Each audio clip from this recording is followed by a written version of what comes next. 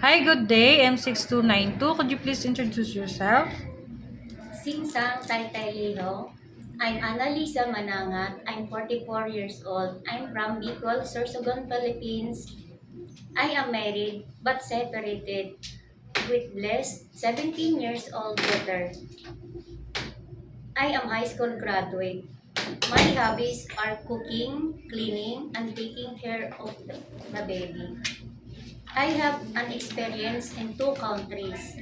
First, in Qatar from September to December 2019. I Okay. serve one couple and five kids. My main duties are uh, cleaning, cooking, and focus to taking care of the baby and the other household chores. The second country is in Oman as a domestic helper.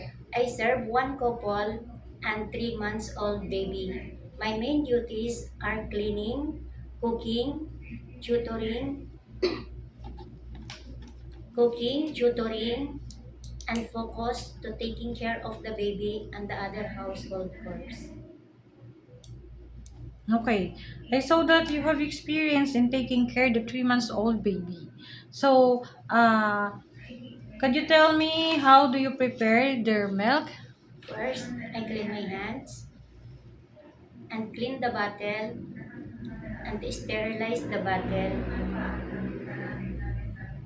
Okay. What else? and prepare the warm water, and put it the milk in the bottle.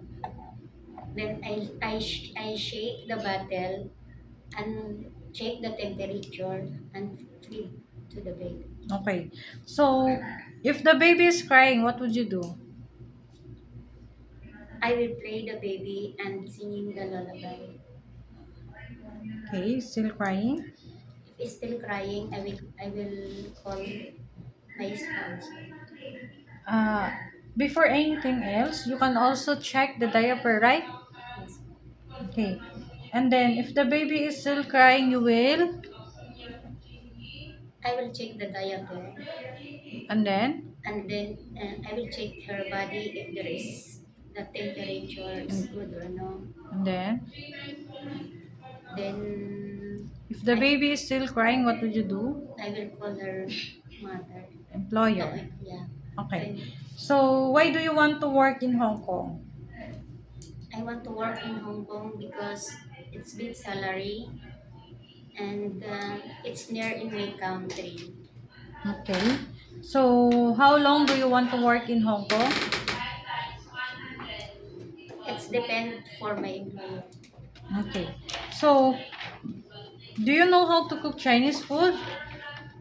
I can cook Chinese rice, but I'm willing to learn how to cook the Chinese food. Okay. How will you learn? I will I will watching the in the YouTube Okay. What else? and I will see in the Recipe books.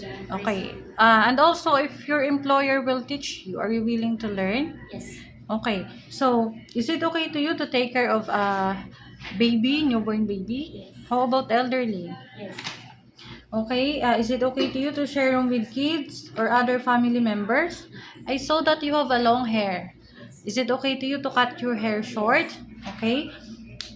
If one of the member of your employer don't know how to speak English, are you willing to learn Cantonese? yes, Okay. Can you promise not to use phone during working hours? yes, Is it okay to you to accept the holiday setup by your employer and willing to yes. work on Sunday? Okay. What is your message to your future employer? My dear employer, Okay.